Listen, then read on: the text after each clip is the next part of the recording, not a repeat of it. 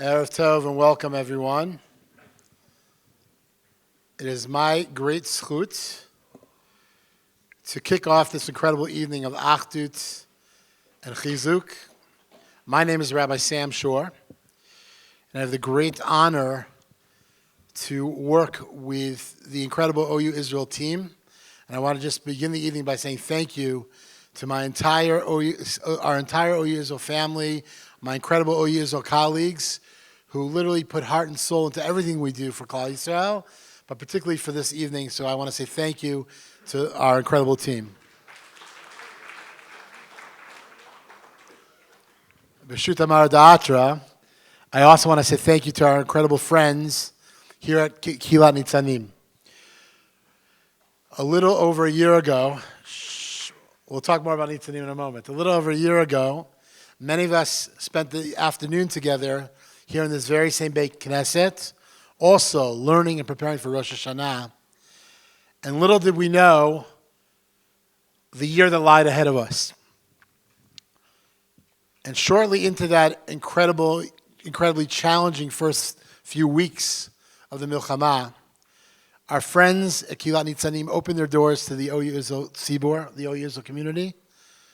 And we have forged an incredible partnership throughout this entire year. One that already existed, Baruch Hashem, but that has become even strengthened throughout the course of this year. And every Tuesday morning, the evidence of that partnership is here every Tuesday morning, where literally dozens and many dozens of individuals come to learn Torah every single week. And we thank Rav Shai and the entire community for opening your shul once again this evening and for your sweet friendship and leadership.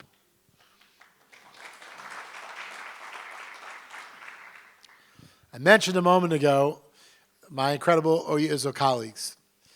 So last week in Modi'in, we did the first round of this, and our fearless leader was actually representing us at an OU staff conference in America, and he wasn't with us.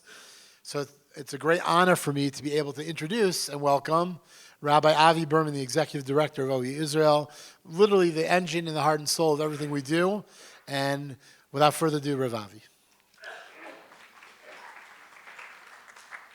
Thank you, Rabbi Sam, and thank you, Bemet, to the entire OU team for putting together this and the other evenings together of Torah Yerushalayim, Torah Modi'in, Torah Efrat, Torah Renana to come up.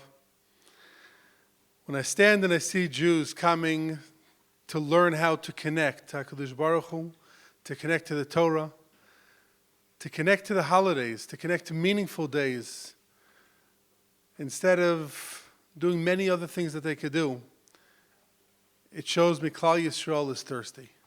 Klal Yisrael is looking for more and more and more.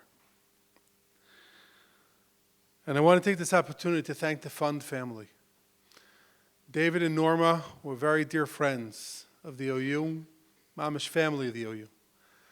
And to see that these events are happening again and again and expanding every single year, dedicated in memory of David and Norma, is really, warms my heart to no end. So thank you to the entire Fund family for making sure that this can happen. When I was a kid, learning in high school here in Israel, we learned by Rav Chaim Drukman in Or Etzion.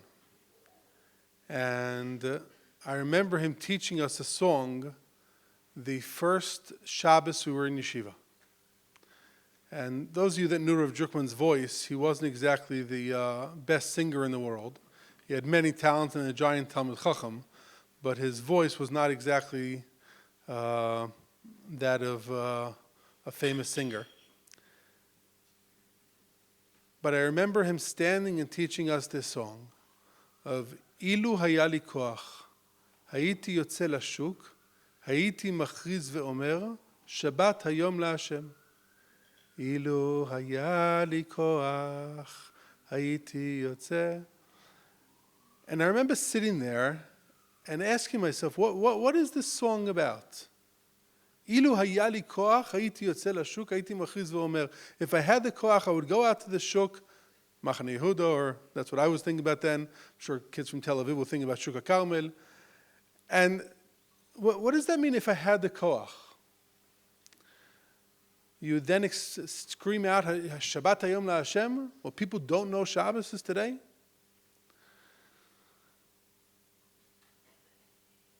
But then that song built up with me.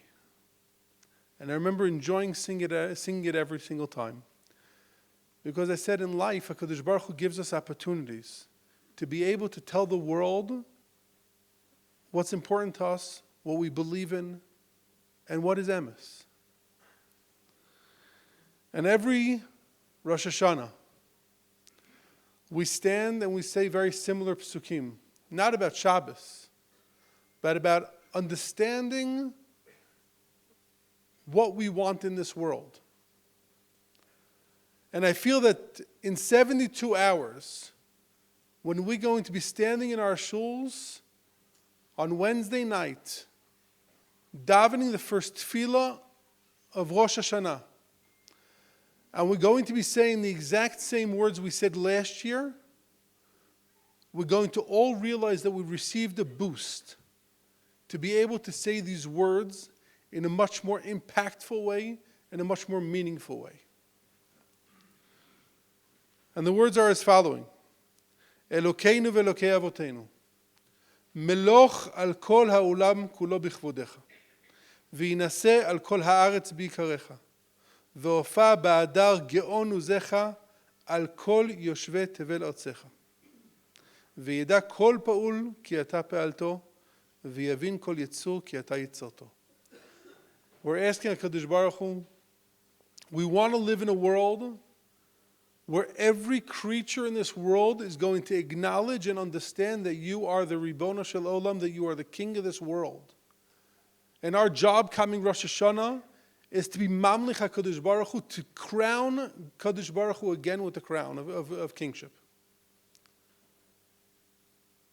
I happen to have been in the United States last week, like Rabbi Sam said. I went to the senior staff conference of the OU.